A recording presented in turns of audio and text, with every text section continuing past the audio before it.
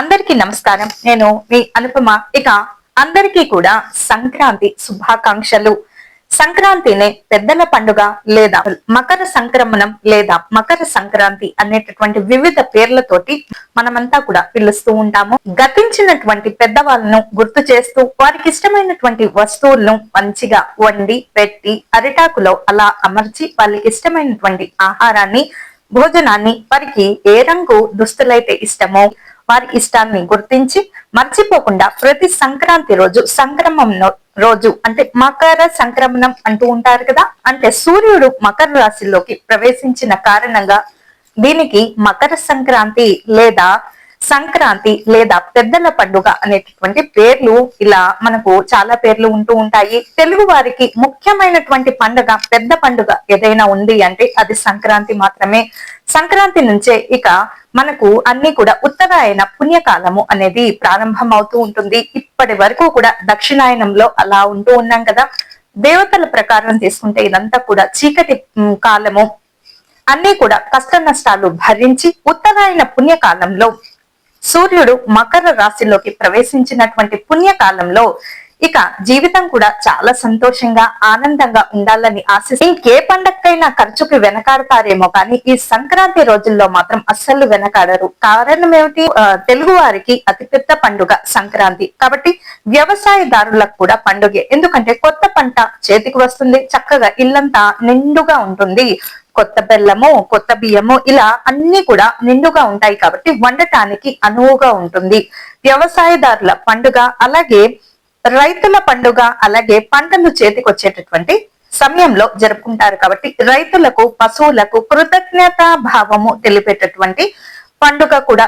కనుమ రోజు గ్రామ దేవతలకు, పొల్లిమేరు గ్రామ దేవతలకు అమ్మ ఈ గ్రామాన్నంతటినీ కూడా చల్లగా చూడని చెప్పి పొంగళ్ళు, పులిహారులు నైవేద్యంగా పెడుతూ ఉంటారు. దద్దోజనము ఇటువంటివి చేసి అంటే శాంతించు, ఏదన్నా ఉంటే కనుక శాంతించు, ఈ ఊరినంతటిని రక్షించు అని చెప్పి గ్రామ దేవతల దగ్గర కనుమ రోజు అలా విరివిగా ఇలా మరి బోనాలు అంటూ ఉంటారు కదా, ఆ బోనాలు లాగానే సంక్రాంతి రోజుల్లో ఇలా అమ్మవారికి అలా సమర్పిస్తూ ఉంటారు. పొంగళ్ళు, దద్దోజనాలు, పులిహోర ఇటువంటివి ఆమెకేమిష్టమో అలాంటివి పదార్థాలు, తీపి పదార్థాలన్నీ కూడా చేసి అలా విరివిగా అమ్మవారికి సమర్పిస్తూ ఉంటారు.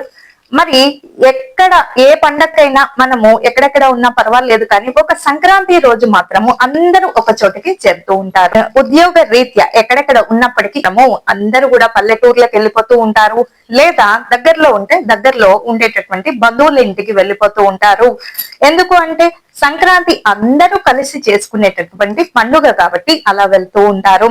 కాబట్టి ఇది వ్యవసాయదారుల పండుగ, రైతుల పండుగ, అలాగే పశువుల పండుగ కూడా. కనుమ రోజు గ్రామ దేవతలకు అలా పొంగళ్ళు విడివిగా మరి వండి ఆహారాన్ని సమర్పించి అమ్మ రక్షించు మరి ఈ గ్రామాన్ని అని చెప్పి ప్రతి వాళ్ళు వేడుకొని పశువుల నుంచే మనకు పాడి పంట, పశువులకు మనము కుంకుమ, పసుపు, పువ్వులు, ఏమైనా వస్త్రాలు ఉంటే అవి వేయటము, దూడు బసవన్లు వస్తూనే ఉంటారు సంక్రాంతి రోజుల్లో. నెల పెట్టడం అంటూ ఉంటారు. అంటే సంక్రాంతి కన్నా కూడా ముందు ఒక నెల రోజుల ముందు నుంచే ధనుర్మాసం నుంచే ఈ పండగ అనేది మనకు మొదలవుతూ ఉంటుంది. ఆ నెలపట్టు అంటారు. ఆ నెలపట్టు నుంచి నెల రోజులు కూడా అలా ఆవు పేడతోటి అలుకుతూ ఉంటారు, చక్కగా అలుగుతూ ఉంటారు. ఊర్లలో అయితే ఇంకా బాగా చేస్తూ ఉంటారు. చక్కగా ఆవు పేడతో అలికి రకరకాల రంగవల్లులు అలా తీర్చిదిద్దుతూ ఉంటారు. చివరాక రోజున ముక్కనుమ రోజు తూర్పుకు తిరిగి మరి అలా మనము శంకరుడికి అంటే సూర్యుడిని అనుసరిస్తూ ఆ ముగ్గు అనేది తూర్పు వైపుగా అలా ప్రయాణించేటట్టు ఒక గీతను గీస్తూ ఉంటాము. ఎందుకు అంటే తూర్పు వైపున పొలాలు అంటే పంటలు ఎక్కువగా పండేటటువంటి అవకాశం ఉంటుంది కాబట్టి ఇక్కడి నుంచి తూర్పు వైపుగా వెళ్ళి అందరికీ సుఖశాంతులు, సమృద్ధి, వాళ్ళకి ఏం కావాలో అన్ని కూడా ప్రసాదించు అని తెలపడం అన్నమాట. అదొక సూచిక అన్నమాట. కాబట్టి సంక్రాంతి అంటే సూర్యుడు మకర రాశిలోకి ప్రవేశించే అంటే దక్షిణాయనంలో ఉన్నాము. ఉత్తరాయణ పుణ్యకాలం మొదలైనప్పటి నుంచే పెళ్లిళ్ళు, పేరంటకాలు, అలాగే ఎలాంటి పండుగలు జరుపుకోవాలన్నా, ఎటువంటి శుభకార్యాలు చేయాలన్నా మరి ఇంటి గృహ ప్రవేశం చేయాలన్నా, కనీసం శంకుస్థాపన చేయాలన్నా కూడా ఉత్తరాయణ పుణ్యకాలం అనేది రావాలి. ఉత్తరాయణ పుణ్యకాలం వచ్చి మాఘమాసం వచ్చిన తర్వాత మీరు ఏ కార్యం చేసినా అది విజయవంతమే అవుతుంది.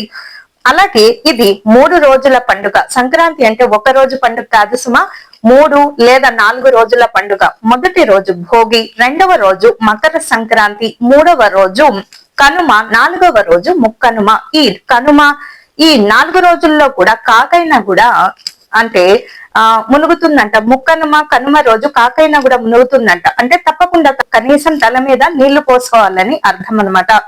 భోగి, మకర సంక్రాంతి, కనుమ ఈ 3 పండుగలు అనేవి పంటలు చక్కగా చేతికి వచ్చి నిండుగా ఉంటుంది. ఇంట్లో అంతా కూడా ధాన్యము, కొత్త బెల్లము, కొత్త బియ్యము అన్ని కూడా, మరి రంగురంగుల ముగ్గులు, రంగవల్లులు అలా తీర్చి అందరూ ఆడవాళ్ళంతా కూడా సరదాగా ఆ రంగవల్లులు తీర్చి రంగులు నింపి గొబ్బిళ్ళు పెట్టి, అంటే ఈ గొబ్బిళ్ళంతా కూడా గొబ్బెమ్మలు అంటే గోపికలుగా అసలు కృష్ణుని పెడతారనమాట.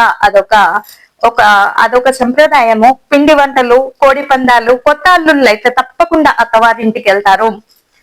ప్రతి సంవత్సరము అల్లుళ్ళు తప్పకుండా అత్తవారింటికి వెళ్తూ ఉంటారు. ఎందుకంటే అంతకు ముందు భేదాభిప్రాయాలున్నా ఏమున్నా ఆ రోజు సమసిపోతాయని తప్పకుండా అత్తవారింటికే వెళ్తారు. ఇప్పటికీ పెళ్ళయి ఎన్ని సంవత్సరాలైనా సరే అల్లుడు అత్తవారింటికే వెళ్ళాలి అనేటటువంటి ఒక నానుడి ఉంది. సంక్రాంతి అంటే అల్లుళ్ళ పండగ అని ఆ పేరు అలా వచ్చేసిందనమాట. ఇక కొత్త అల్లుళ్లతోటి ఆ రాకతోటి సంప్రదాయాలు, ఆనందంతో తెలుగు వాకిళ్ళన్నీ కూడా, అత్తవారిల్లు అన్ని కూడా నిండిపోతూ ఉంటాయి. వారికి చాలా సంతోషం కదా, మరి అల్లుళ్ళు వస్తూ ఉంటే. మరి నిజమైన సంతోషం అమ్మాయి వచ్చిందని చెప్పేసి. ఇది రైతులకు, పశువులకు, కొత్త ఆరంభాలకు ముఖ్యమైనటువంటి పండుగ. సరిగ్గా ఈ సంక్రాంతి ప్రారంభమైనప్పటి నుంచి ఈ సంక్రాంతి ముగిసిన తర్వాత ఇక మీరు ఏ పనైనా మొదలు పెట్టవచ్చు. మాఘమాసము ఉత్తరాయణ పుణ్యకాలం వస్తుంది కాబట్టి మీరు ఏ పని మొదలు పెట్టినా దానికి తిరిగే ఉండదు. అంతా కూడా విజయ దిశగా పయనిస్తూ ఉంటుంది. కారణం ఏమిటి? ఉత్తరాయణ పుణ్యకాలము సూర్యుడు మకర రాశిలోకి ప్రవేశించిన కారణంగా అన్ని శుభకార్యాలకు వెసులుబాటు కలుగుతూ ఉంటుంది. సూర్య ప్రవేశము ధనుస్సు రాశి నుంచి కూడా ధనుర్మాసం అని చెప్పుకున్నాం కదా, అంటే నెల రోజుల ముందు నుంచే నెలపట్టు అనేది అలా పడుతూ ఉంటారు. ఆ నెల రోజుల నుంచి ముందు నుంచే కూడా ఈ హడావిడంతా కూడా మొదలవుతూ ఉంటుంది. కూడా ఊర్లలో చాలా బాగా, పల్లెటూర్లలో ఈ వాతావరణం ఇంకా ఎక్కువగా కనిపిస్తూ ఉంటుంది. ధనుస్సు రాశి నుంచి మకర రాశిలోకి ప్రవేశించడాన్ని మకర సంక్రాంతి లేదా మకర సంక్రమణం అని అంటూ ఉంటారు. ఇది ఉత్తరాయణానికి నాంది. అంటే దేవతల ప్రకారం చూసుకుంటే పగటి కాలం ప్రారంభం అవుతుందని అర్థం అన్నమాట. ఇది 3 రోజుల పండుగ అని చెప్పుకున్నాం కదా. భోగి రోజు పాత వస్తువులు అన్ని కూడా తీసేసి ఇంట్లో పనికిరానటువంటి వస్తువులు, చెక్కలు, ఇక ఏవైతే పనికిరావో అవన్నీ కూడా తీసుకొచ్చి సేకరించి భోగి మంటల్లో వేసి చలి కాచుకుంటూ ఉంటారు. ఆ చలి కాచుకోవడము, అలాగే మకర సంక్రాంతి రోజు మరి పంటల పండుగ, రైతుల పండుగ, వ్యవసాయ పండుగ అని చెప్పుకున్నాం కదా. కాబట్టి ఎక్కువగా పంట ఇంటికి వస్తుంది కాబట్టి కొంత దాన ధర్మాలు, మరి బసవన్నలు ఇంటికి రానే వస్తూ ఉంటారు కాబట్టి వారికి లేదు పో అని అనకూడదు. అలా అనడం కూడా తప్పే. దేవుని ప్రతిరూపంగా మనము డూడు బసవల్ని చూడాలే తప్ప పో అని అనకూడదు. అలాగే కనుమ రోజు పశువుల పండుగ. పశువులను చక్కగా అలంకరించి ముస్తాబు చేసి వారికి ప్రతిరోజు కూడా మనము కృతజ్ఞత చెప్పాలి. ఎందుకు? పాలు, పెరుగు, వెన్న, నెయ్యి ఇవన్నీ ఎక్కడి నుంచి వస్తున్నాయి?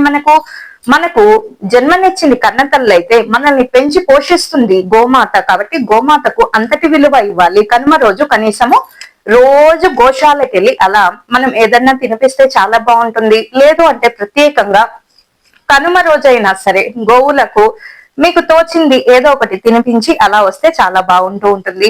ఇది కనుమ రోజు విశేషం అన్నమాట. ఇక తమిళనాడు ప్రాంతంలో మనం చూసుకుంటే చిత్తూరు జిల్లాలో ఈ రోజు జల్లికట్టు అనేటటువంటి ఒక మరి పశువులతో ప్రమాదకరమైనటువంటి విన్యాసాలు చేస్తూ ఉంటారు. అంటే ఆ ఆట చాలా భయంకరమైంది, అయినా సరే ఆ ఆటను చేస్తూ ఉంటారు.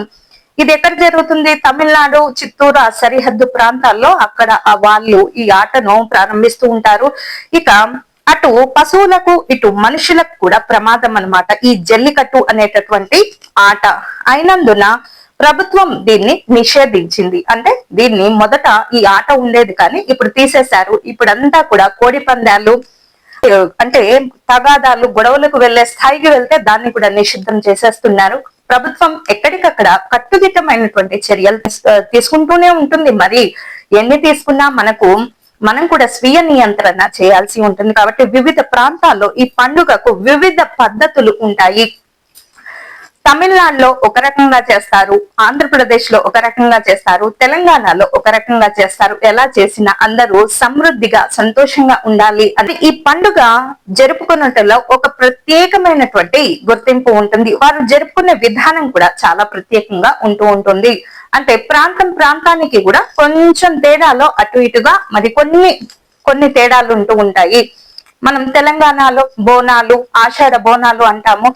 సంక్రాంతి రోజు మరి అన్ని కూడా అమ్మవార్లకి మరి వడ్డిస్తూ ఉంటాము. కాబట్టి సరే, ఏ పేరు ఏదైనా సరే భక్తి ప్రాధాన్యత, అందరూ మంచిగా ఉండాలని ఏడాది కాలం అంతా కూడా పోగు చేసినటువంటి చెత్త చెదారం అంతా ఇంట్లో చెత్త ఎక్కువగా పేరుకుపోతే అసలు ఏ వస్తువు కావాలో అది మనకు కనిపించదు సరైన సమయానికి. కాబట్టి దుష్ట శక్తులు కూడా తొలగిపోతూ ఉంటాయి. మనకు అనవసరమైనటువంటివన్నీ కూడా మరి అలా తీసేస్తేనే మంచిది. అవన్నీ కూడా భోగి మంటల్లో వేస్తే ఈ చలి తీవ్రతను సరిగ్గా సంక్రాంతి రోజుల్లో జనవరి నెలలో చలి తీవ్రత చాలా ఎక్కువగా ఉంటుంది. అంటే అసలు మనం భరించలేనంత స్థాయిలో వెళ్ళిపోతుంది ఆ చలి. కాబట్టి దాన్ని తగ్గించుకోవడానికి, ఆ చలి నుంచి రక్షించుకోవడానికి భోగి మంటలు అనేవి అదొకటే కారణం కాదు. చలి మరి కాచుకోవడానికి ఒకటే కాకుండా దుష్ట శక్తుల్ని ఆ ఇంటి నుంచి చెడును పాతద్రోలడానికి మరి ఈ భోగి మంటలు అనేవి ఎంతగానో ఉపకరిస్తూ ఉంటాయి. ఇక దాన ధర్మాలు విషయాల్లో వచ్చేసరికి నువ్వులు దానం చేయొచ్చు.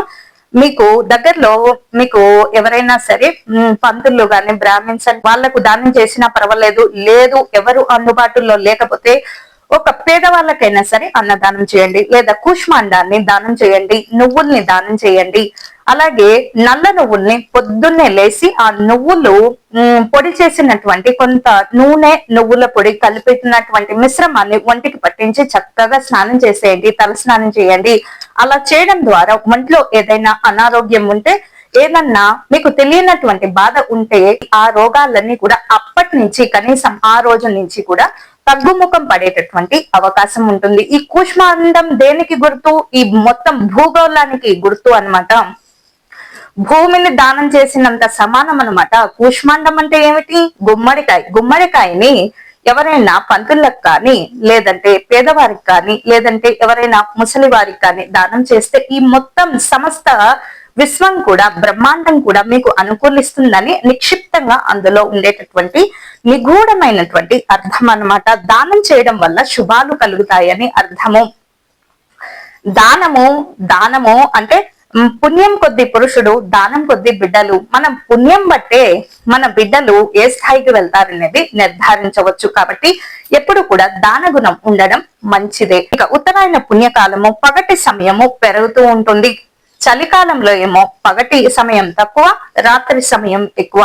అలాగే మనము ఇక ఉత్తరాయణ పుణ్యకాలము అంటే వేసవి కాలానికి దగ్గరగా ఉండే కాలంలో ఏమవుతుందంటే పగటి కాలము పెరగటము, రాత్రి కాలం తగ్గటం అనేది జరుగుతూ ఉంటుంది. ఇక ప్రజలకు కృషికి అనువైనటువంటి ప్రారంభమైనటువంటి కాలము. అందుకే ఒకసారి గమనించండి, సరిగ్గా సంక్రాంతి రోజే డజన్ల కొద్ది సినిమాలు రిలీజ్ అవుతూ ఉంటాయి. కారణం ఏమిటి?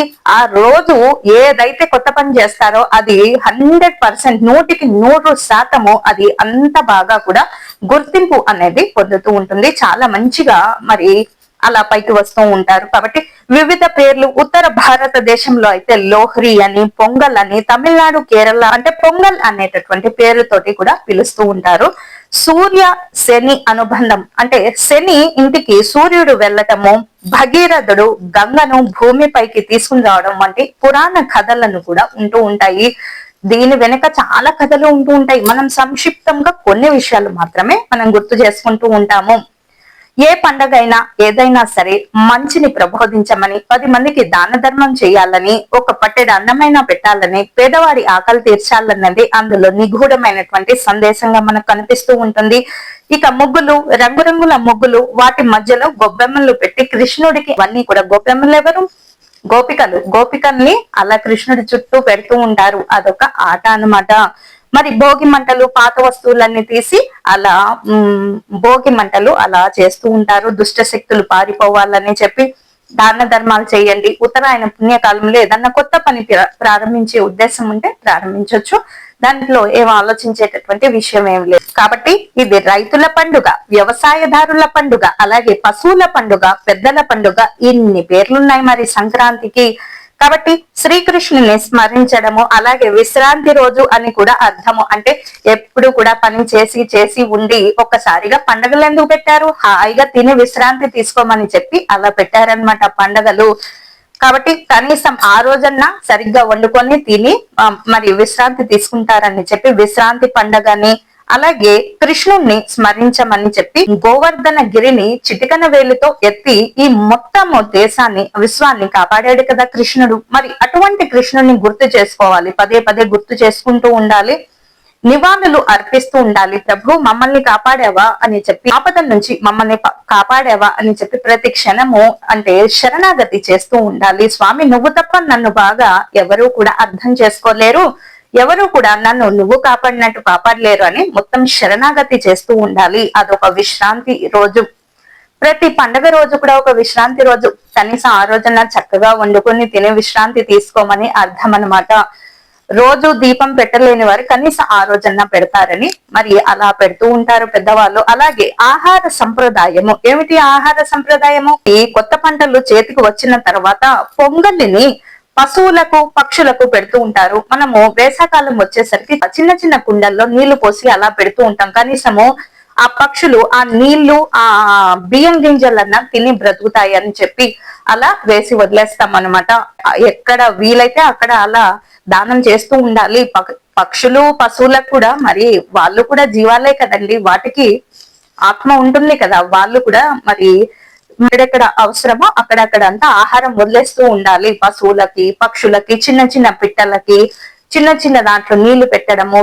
అంటే ఈ వేసవకాలం వచ్చినప్పుడు లేకపోతే ఆ ఎండ తాకిడికి చనిపోతాయి కదా. అంటే ఎవరికైతే ఈ పక్షుల మీద ప్రేమ ఉంటుందో, పశువుల మీద మరి మమకారం ఉంటుందో వాళ్ళంతా కూడా ధాన్యపు కంకులు అనేవి వస్తూ ఉంటాయి కదా పొలాల్లో, అవన్నీ కూడా వేలాడదీస్తూ ఉంటారు. ఇక చిన్న పక్షులకు ఆహారంగా పనికి వస్తుంది. ఈ ఆహారపు కంకులు, ధాన్యపు కంకులు అనేవి అలా పొలంలో మనకు దొరుకుతూ ఉంటాయి. కొత్త పంట వచ్చినప్పుడు కొంత పొంగలని కొన్ని బియ్యం గింజలని అలా చెల్లుతూ ఉంటారు. పావురాలకి పక్షులకి చిన్న చిన్న జీవాలకన్నిటికీ కూడా. మాంసాహారం సంప్రదాయంగా ఉన్నవారైతే ఇక కొన్ని ప్రాంతాల్లో మాంసాహారం తినడం లేదా మినుములతో చేసినటువంటి వంటలు. మినుములతో ఏం వంటలు చేయొచ్చు అంటే సున్నుండలు అంటారు కదా, ఆవడలు లేదా గారెలు, సున్నుండలు ఇవన్నీ కూడా తినడం ఆనవాయితీ. ఎందుకు? ఇది చలి తీవ్రత ఎక్కువగా ఉండేటటువంటి కాలం కదా. మరి మన ఒంట్లో పటుత్వం ఉండాలన్నా, ఆ చలిని తట్టుకోవాలన్నా మినుములు చాలా బాగా ఉపకరిస్తూ ఉంటాయి, సహకరిస్తూ ఉంటాయి. మినుములు ఒకటి, మినపప్పు అంటారు కదా, మినుములు ఒకటి, అలాగే నువ్వుల లడ్డూలు కానీ నువ్వులు అలా తినడం, ఇవి రెండు కూడా చలి నుంచి మనకు కొంచెము ఆ ఉష్ణం అనేది ఆ వేడిని పుట్టిస్తూ ఉంటాయి నువ్వులు. కాబట్టి అలా తింటూ ఉంటారు నువ్వుల లడ్డూలు అందుకనే చేస్తూ ఉంటారు ఈ శీతాకాలంలో.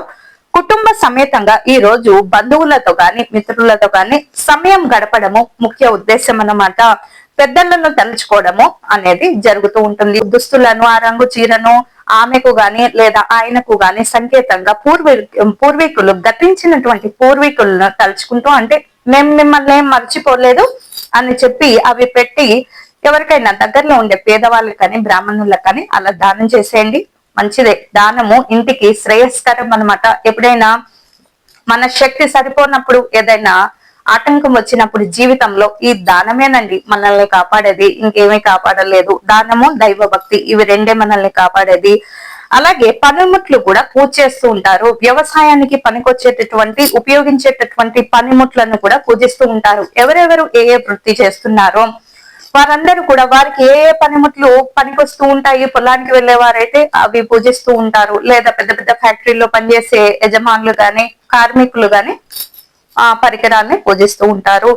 ఇక కనుమ రోజు సంప్రదాయంగా మాంసాహారం తినే వాళ్ళు తింటారు. ఒకవేళ అలవాటు లేని వారైతే చక్కగా మినుములు, గారెలు, సున్నుండలు, ఆవడలు, దైవడలు అంటారు కదా, అటువంటివి చేసుకుని తింటూ ఉంటారు. అల్లుళ్ళ పండగ, అలాగే రైతుల పండగ, వ్యవసాయపు పండగ, అలాగే ఇంకేమిటి మకర సంక్రమణము, అలాగే సంక్రాంతి పండుగ.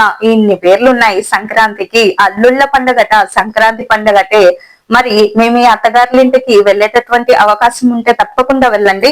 భోగి పండుగ రోజున సాయంత్రం వేళలో బొమ్మల కొలువును అలా నిర్వహిస్తూ ఉంటారు. రకరకాల బొమ్మలు తేవడం. చూడండి, బొమ్మల కొలువులో కూడా మళ్ళీ కృష్ణుడిదే ముఖ్య ఉద్దేశం ఉంటుంది. కృష్ణుడు గోపిక, కృష్ణుడు గోపిక. ఎక్కడ చూసినా కృష్ణమయమే. కృష్ణుడు మరి అంత అందంగాను అంత కొంటెగా ఉంటాడు కదా. బొమ్మల కొలువులోనూ ఆయనే, గొబ్బెమ్మల్లోనూ ఆయనే, ఎక్కడ చూసినా ఆయనే అనమాట. ఇదే రోజున చిన్నారులపై మరి తల్లిదండ్రులు భోగి పళ్ళు పోస్తూ మరి దీవిస్తూ ఉంటారు.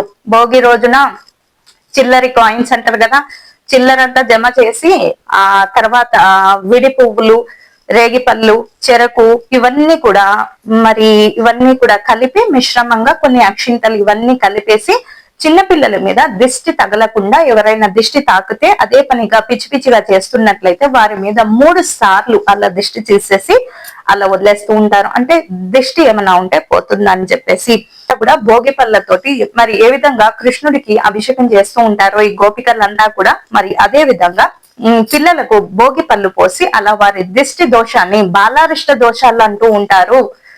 ఒక 16 సంవత్సరాలు వచ్చే వరకు వారికి ఫలానా జాతకం అని చెప్పడం చాలా కష్టము. మొదటి 8 సంవత్సరాలు తల్లిని అనుసరించి ఉండగా 9 నుంచి 16వ సంవత్సరం వరకు తండ్రి జాతకము అనుసరించి ఉంటుంది. కాబట్టి వారికంటూ ప్రత్యేకమైనటువంటి జాతకం ఎప్పటి నుంచి మొదలవుతుందంటే 16వ సంవత్సరం పూర్తయిన తర్వాతే వారికంటూ ప్రత్యేకమైనటువంటి మరి జాతకం అవన్నీ కూడా ఏర్పడుతూ ఉంటాయి. ఈ 16 సంవత్సరాలు కూడా తల్లిదండ్రుల జాతకం మీద పిల్లల జాతకం ఆధారపడి ఉంటుంది. కాబట్టి వారు చేసేటటువంటి దానము, ధర్మము, పుణ్యము, అలాగే పూజ పునస్కారము, హోమము, యజ్ఞము ఇవే పిల్లల ఖాతాలో వెళ్ళేది. కాబట్టి వీటిలో పాటు పువ్వులు, శనగలు ఇవన్నీ కూడా కలపండి చిన్నారులపై వేయడం వల్ల వారికి ఆయురారోగ్యాలు అనేవి ఉంటూ ఉంటాయి, వర్ధిల్లుతూ ఉంటారు అని చాలా మంది నమ్ముతూ ఉంటారు ఈ సంప్రదాయాన్ని. కాబట్టి రావి, మామిడి, అలాగే మేడి, ఔషధ చెట్లు, కలప, ఇక మీకేం దొరుకుతాయో అన్ని, ఆవు నెయ్యి ఇవన్నీ కూడా కలిపి, ఇక పిడకలు ఇవన్నీ కూడా వేస్తూ ఉంటారు భోగి మంటల్లో. ఆవు పిడకలను మంటల్లో వేయడం వల్ల శక్తివంతమైనటువంటి గాలి అనేది విడుదలవుతూ ఉంటుంది. అందుకే భోగి మంటలను ప్రతి పల్లెటూరులో కూడా విధిగా చేస్తూ ఉంటారు. అంటే అదొక సంప్రదాయంగా కులాలకు అతీతంగా అందరినీ ఒకే చోట చేర్చి ప్రతి ఇంటికి అలా అలా విడివిడిగా కాకుండా అందరూ కూడా ఒక చోట చేర్చి ఐకమత్యంగా ఇక అందరూ కూడా ఆ యూనిటీ పెంచుకోవడం కోసం, ఐకమత్యం పెంచుకోవడం కోసం భోగి రోజు ఎంతగానో కూడా ఉపయోగపడుతుంది. అంతకు ముందు మీకు మధ్య ఏమన్నా తేడాలుంటే భోగి మంటల్లో కనీసం మాట్లాడుకుంటారని పెట్టిన పద్ధతి అన్నమాట. అంతేకాదు అగ్నిదేవుణ్ణి ఆరాధిస్తూ వాయుదేవునికి గౌరవం ఇస్తున్నట్లు కూడా భావిస్తూ ఉంటారు. ఈ నెల రోజుల ముందు నుంచి కూడా తిరుపావై పాశురాలు మరి అంతకు ముందు నుంచి కూడా ఈ సరిగ్గా ఆ సమయం నుంచి ధనుర్మాసం నుంచి ఎలా అయితే ఆండాలు మనము తిరుపావై ఈ పాశురాలు పాడుతూ ఉంటాం కదా, అప్పటి నుంచి సరిగ్గా ఈ భోగి సంక్రాంతి వరకు ఈ నెలపట్టు అనేది ఉంటుంది. నెలపట్టు అంటే ఏమిటి? ఆ నెల రోజుల నుంచి అలా ముగ్గులు వేస్తూనే ఉంటారు, రకరకాల ముగ్గులు వేస్తూ ఉంటారు. అలా ముగ్గులు వేసిన తర్వాత ఆ రోజుకొక గొబ్బెమ్మ పెడతారు కదా, చివరాఖరిగా దాన్ని పిడకలుగా చేసి మరి ఆ భోగి మంటల్లో వేస్తూ ఉంటారు. ఇది కేవలం చలి కాచుకోవడానికే కాదు, మరి మంచి ఆరోగ్యాన్ని, మరి ఆవు పిడకలు చాలా మంచిది కదా, అందులో నుంచి వచ్చేటటువంటి వేడి గాలి మరి ఆరోగ్యానికి చాలా మంచిది అనేటటువంటిది కూడా నిగూఢంగా అందులో ఉంటుంది. ఇక భోగి మంటల్లో అందుకనే వేస్తూ ఉంటారు. ఈ నెల రోజుల నుంచి పోగు చేసినటువంటి ఆవు పిడకల్ని అలా వేస్తూ ఉంటారనమాట. కాల్చడం వల్ల గాలి శుద్ధి అవుతుంది. చాలా మంది పండుగల రోజుల్లో ఈ గోమూత్రాన్ని ఇల్లు మొత్తం చల్లేస్తారు. ఎందుకంటే ఏదన్నా దోషం ఉన్నట్లయితే మొత్తం పోతుంది అని చెప్పి, సూక్ష్మ క్రిములన్నీ కూడా నశించిపోతాయి. మనకు శ్వాసకోశ సంబంధమైనటువంటి రోగాలు కానీ మరి ఏవో తెలియనటువంటి ఇబ్బంది కానీ ఉంటున్నట్లయితే ఇవి కొంచెం ఉపశమనం మనకు కలిగిస్తూ ఉంటుంది. జనవరి నెల కదండి, చలి తీవ్రత చాలా ఎక్కువగా ఉంటుంది. కాబట్టి సాధారణంతో పోలిస్తే కూడా చలి మంటలను వేసుకోవడం ఎక్కువగా అయిపోతుంది. ఎక్కడ చూసినా చలి మంటలా కూర్చుంటూ ఉంటారు కదా. సరిగ్గా ఈ భోగి రోజే కదా మరి రంగనాథ స్వామి కోరి ప్రేమించి మరి ఆండాల్ అమ్మవారిని వివాహం చేసుకుంటాడు. రంగనాథుడు కాబట్టి ఈ భోగి రోజు వివాహం చేసుకున్నాడు. ఆండాల్ తిరుపావై కోదై అంటాం కదా, తమిళనాడులో జరిగినటువంటి యథార్థ సంఘటన అన్నమాట. ఆండాల్ అలాగే రంగనాథ స్వామి వివాహము సరిగ్గా భోగి రోజు జరిగింది కాబట్టి భోగాలు కావాలన్నా సుఖాలు కావాలన్నా కాస్త ఇవన్నీ పాటిస్తూ ఉంటే వేకోజామున లేచి ఇవన్నీ పాటిస్తూ ఉంటే త్వరగా పని అయిపోతుంది, మంచిగా మరి దైవ సాన్నిధ్యం కూడా లభిస్తుంది, చక్కగా వండుకోవటానికి తాగినంత సమయం ఉంటుంది. కాబట్టి ఇవన్నీ చేసుకుంటారనే మరి వేకువజామునే లేవమనేది. కానీ భోగి మంటలు కేవలం చలి తీవ్రత కోసం మాత్రమే కాదు, ఇది ఆరోగ్య ప్రయోజనాలు కూడా ఇందులో దాగి ఉన్నాయి. కాబట్టి సంక్రాంతి పండగకి సరిగ్గా నెల రోజుల ముందు ధనుర్మాసం ప్రారంభం అవుతుందని చెప్పుకున్నాం కదా. ఇక గొబ్బెమ్మల్నే ఈ పిడకలుగా చేసి వీటన్నిటిలోనూ ఉపయోగిస్తూ ఉంటారు. ఇక శ్రీ మహావిష్ణువు వామన అవతారంలో వచ్చి బలి చక్రవర్తిని పాతాళంలో తొక్కింది కూడా భోగి రోజే. మరి వామన అవతారంలో శ్రీ మహావిష్ణువు వచ్చి నాకేదైనా దానం చేస్తావా అంటే, సరే మీరు ఏదైనా అడగండి నేను ఇచ్చేస్తాను అని చెప్పి వెనక ముందు ఆలోచించాడు బలి చక్రవర్తి. దేవునికి నేనిచ్చేది ఏముంది, నీదే కదా అంతా అని అనకుండా నేను ఇస్తాను అంటే, ఆహా నువ్వు నాకిచ్చే అంత గొప్పవాడివా అని చెప్పి 3 అడుగుల నేల ఇవ్వు చాలు అన్నాడంట. 2వ అడుగు నేల మీద, మొదటి అడుగు ఆకాశము, 3వ అడుగు ఎక్కడ పెట్టాలి అని చెప్పేసరికి అప్పటి కానీ అర్థం కాలేదు బల్లి చక్రవర్తి. అయ్యో నేను దేవుడికి దానం చేయటం ఏంటి, ఇది నా మూర్ఖత్వం కదా అని అప్పటికి తెలిసొచ్చిందనమాట. ఇక ఆయన తల మీద పెట్టి పాతాళానికి అణిచివేశాడు. అలాగే స్వర్గాన్ని తిరిగి ఇంద్రుడికి దక్కించాడు. ఇదంతా కూడా సరిగ్గా భోగి రోజే జరిగింది. ఇక గోవర్ధన గిరిని పర్వతాన్ని కూడా ఈ రోజు మరి అందరూ కూడా పూజిస్తూ ఉంటారు. చిటికన వేలుతో మరి శ్రీకృష్ణుడు అందరినీ రక్షించాడు కదా గోవర్ధన గిరి కింద చాటుగా మరి నుంచోమని చెప్పి. కాబట్టి గోవర్ధన గిరి పూజ కూడా చేస్తూ ఉంటారు భోగి రోజే.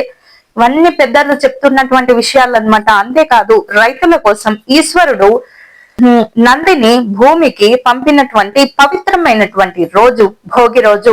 ఈశ్వరుడు కూడా అన్ని కష్ట సుఖాలు తెలిసిన వాడు కదా, రైతుల కోసం ప్రత్యేకించి నందీశ్వరుణ్ణి భూలోకానికి పంపాడట ఏదన్నా మంచి చేసి రావాలని చెప్పి. అందుకే ఈ రోజు భోగి పండుగ జరుపుకుంటారు. భోగికి అసలు సరైన నిర్వచనం ఏమిటి? భోగి అంటే భోగములు అంటే మంచి సుఖాలు. సుఖాలు అంటే ధర్మమైనటువంటి సుఖాలు, అంటే ఏవో ఎక్కడ పడితే అక్కడ సుఖాలని కాదు. ధర్మంగా ఏదైతే మనకు సుఖం ఉంటుందో భోగం ఉంటుందో దానినే మనం అనుభవిస్తూ ఉండాలి. ఇక భుక్ అనే సంస్కృత పదం నుంచి భోగి అనేటటువంటి పదం వచ్చిందని చెప్పి చరిత్ర ద్వారా మనకు తెలిసి వస్తూ ఉంటుంది. భోగం అంటే ఏంటి? సుఖం అన్నమాట. పురాణాల ప్రకారము శ్రీ రంగనాథ స్వామిలో గోదాదేవి లీనమై ఐక్యమై భోగాన్ని పొందినటువంటి సంకేతంగా భోగిని అందరూ కూడా జరుపుకుంటూ ఉంటారు. ఆ రోజు వారికి వివాహం కూడా చేస్తూ ఉంటారు. కష్టాలను బాధలను ఏమన్నా మానసిక వ్యాకులత అంటే చూడండి కొంతమందికి అన్ని ఉంటాయి కానీ ప్రశాంతత ఉండదు. అటువంటి ఏమన్నా ఉంటే గనుక ఈ భోగి మంటల దగ్గర కాసేపు అలా కూర్చుంటే ఆరోగ్యానికి మంచిది, చలి తగ్గుతుంది, మంచిగా మనకు ఆనందం కూడా కలుగుతూ ఉంటుంది. భోగి అంటే ఆనందం కదా, ఆనందం కూడా కలుగుతుంది. కాబట్టి ఈ మరి కోడి పందాలు అలాగే పతంగులను ఎందుకు ఎగరవేస్తారు అలా గాల్లో? ఇవన్నీ కూడా రంగురంగుల పతంగులు అలా గాల్లో ఎగురుతూ ఉంటే ఒక రంగవల్లి అలాగే ఒక ఇంద్రధనస్సులా అనిపిస్తూ ఉంటుంది, అన్ని రంగులు కలుస్తూ ఉంటాయి. కాబట్టి అవన్నీ కూడా శాంతికి ఆనందానికి ఏది చేసినా కూడా ఆనందం కోసమే ఇవన్నీ కూడా చేస్తూ ఉంటాము.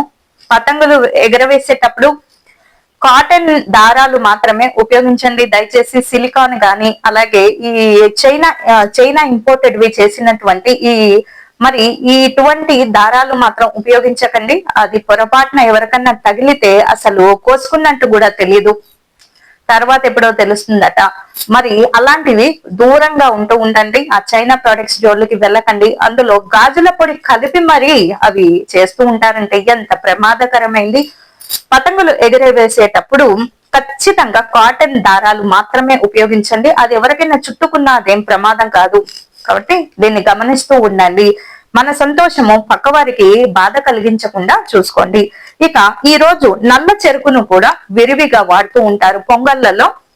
నల్ల బెల్లాన్ని, నల్ల చెరుకుని, అలాగే నల్ల నువ్వులతోటి కాస్తంత కొబ్బరి నూనె కలిపి ఒంటికి మొత్తం నలుగు పెట్టుకుంటూ ఉంటారు. అక్కడికి పట్టిన పీడలన్నీ పోయి హాయిగా ఆనందంగా ఉంటూ ఉంటారని చెప్పి, ఇక తెలుగు రాష్ట్రాలతో పాటు దక్షిణాది రాష్ట్రాలలో మకర సంక్రాంతిగా ఈ పండుగ అందరూ కూడా జరుపుకుంటూ ఉంటారు. భోగి రోజు ఘనంగా జరుపుకుంటూ ఉంటారు. ఈ 3 రోజులు 4 రోజులు కూడా ఆడపిల్లలు పెళ్లి కాని పిల్లల్ని చూడాలి. వారి అందము చాలా బాగుంటుంది. 2 కళ్ళు సరిపోవు. చక్కగా పరికిని ఓనీలు వేసుకొని నిజంగా అలా పరిగెడుతూ ఉంటే ఆ పట్టీలు, శబ్దము, జడగంటలు ఇక చాలా బాగుంటుంది. పెళ్లిడుకు వచ్చేటటువంటి పిల్లల మరి ఆ తయారీ ఉంటుంది చూడండి, చాలా బాగుంటుంది అన్నమాట. కాబట్టి ఈ ప్రత్యేకత అంతా కూడా భోగి పండగ మనకు ఇలా తీసుకొచ్చింది. మరి భోగి మంటలు ఎందుకు వేస్తారు, ప్రయోజనం ఏమిటి, అర్థమైంది కదా.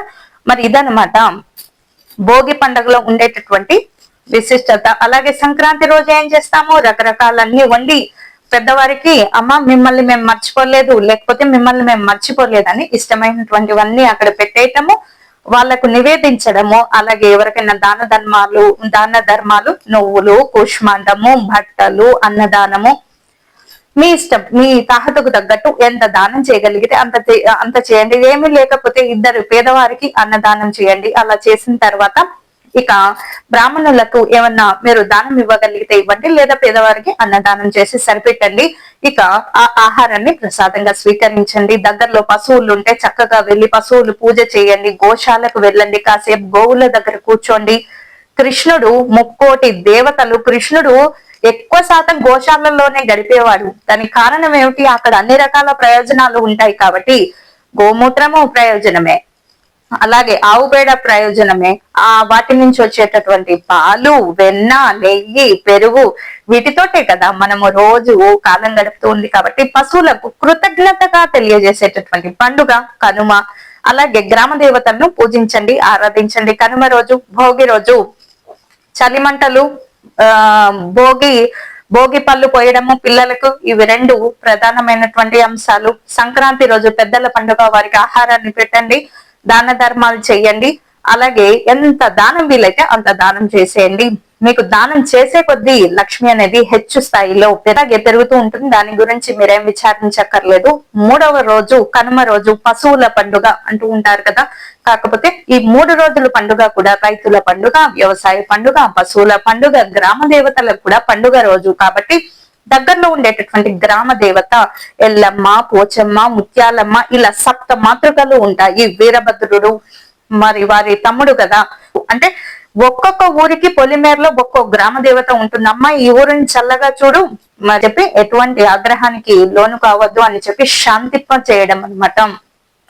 మన ఊర్లో అయితే ప్రతి పొలిమేరలో ఒక బొడ్రాయి ఉంటుంది. అంటే ఖచ్చితంగా వాటికి శాంతి చేస్తూ ఉంటారు. ఆయా సమయాల్లో కనీసం పండుగ సమయాల్లో అలా శాంతి చేస్తూ, అలా బలి అన్నాన్ని పెట్టడము, అన్నదానం చేయడం, పశువులకు ఏమైనా తినిపించడం, ఇలా చేస్తూ ఉంటే అందరూ కూడా హాయిగా ఉంటూ దుష్ట శక్తులు అనేవి మన జోలికి రాలేవు. కారణం ఏమిటి, మనం చేసినటువంటి దానం అన్నమాట.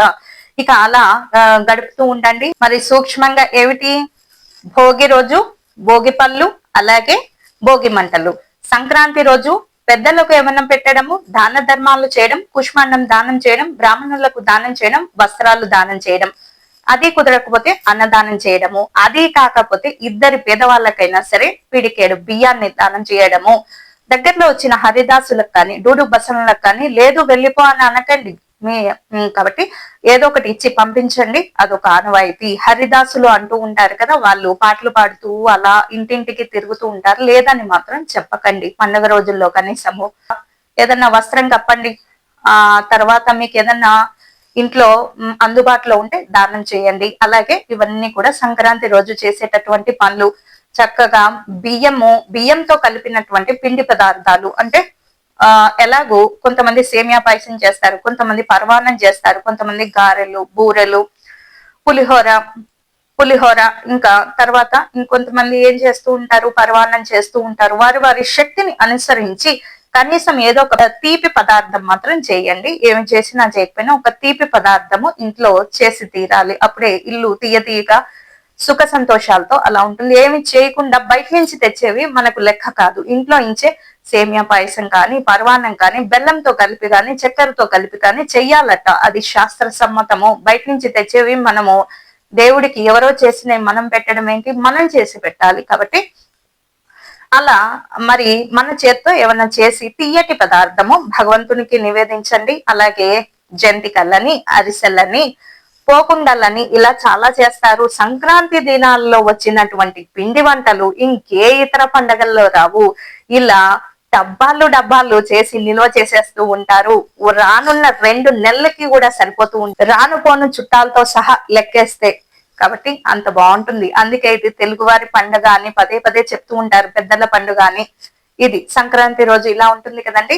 గారెలు, మినుములు, అలాగే నువ్వులు ఎక్కువ తింటూ ఉండండి. ఈ చలికి మనకు ఈ ఇమ్యూన్ సిస్టమ్ అనేది బూస్ట్ అవుతూ ఉంటుంది. కొంతమందికి చూడండి చాలా ఈ చలికి తట్టుకోలేనటువంటి మరి ఈ శక్తి ఉండదు, ఆ చలిని తట్టుకునేటటువంటి శక్తి, ఇమ్యూన్ పవర్ అనేది తగ్గిపోతూ ఉంటుంది.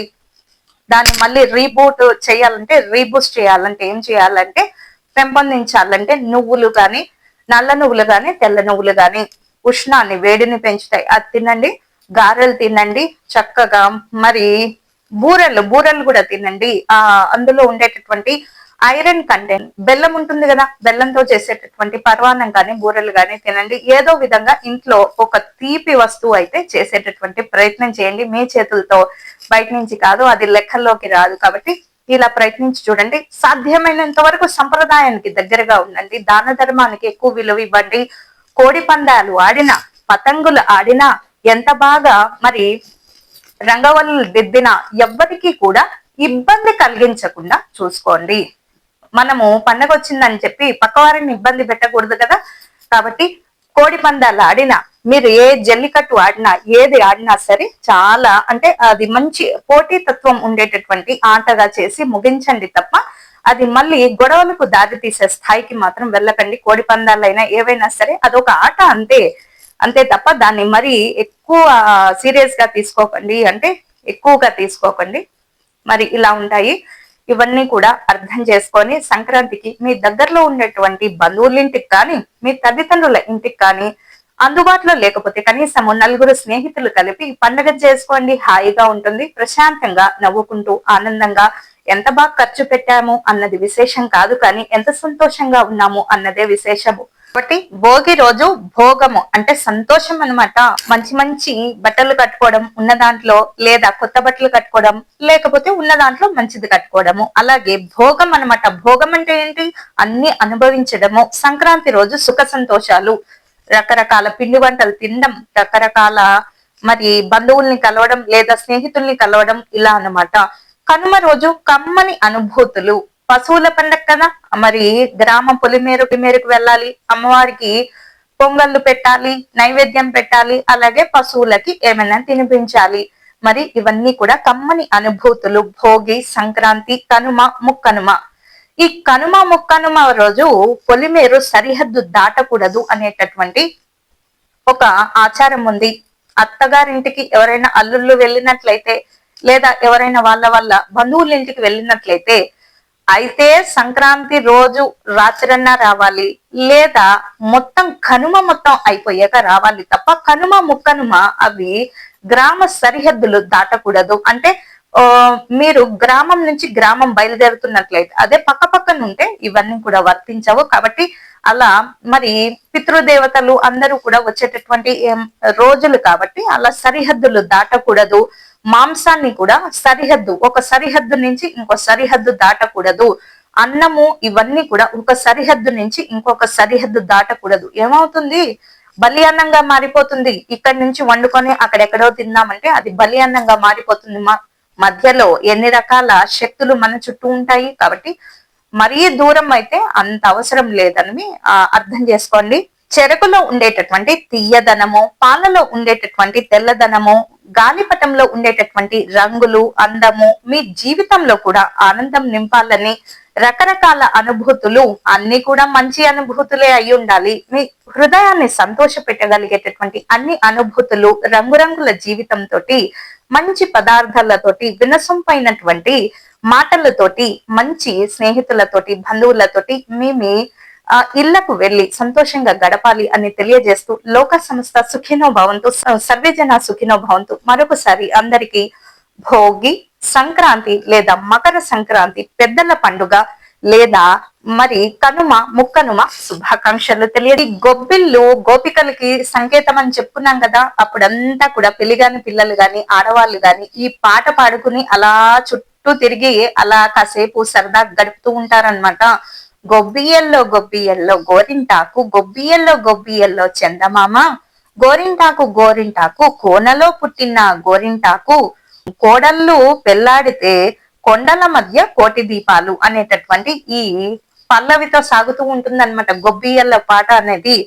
కోడళ్ళు పెళ్లాడితే కొండల మధ్య కోటి దీపాలు, కంచికి పోయే గాజుల శెట్టి, కనకపు గాజులు కిటకిటలాడే, కనకపు గాజులు కిటకిటలాడే అని చెప్పి ఒక రాగం పాడుతూ ఉంటారు. గొబ్బియల్లో గొబ్బియల్లో అని చెప్పి కృష్ణుడు చుట్టూ గోపికలాడినట్టు ఆడుతూ ఉంటారు. కోలాటం కూడా ఆడుతూ ఉంటారు.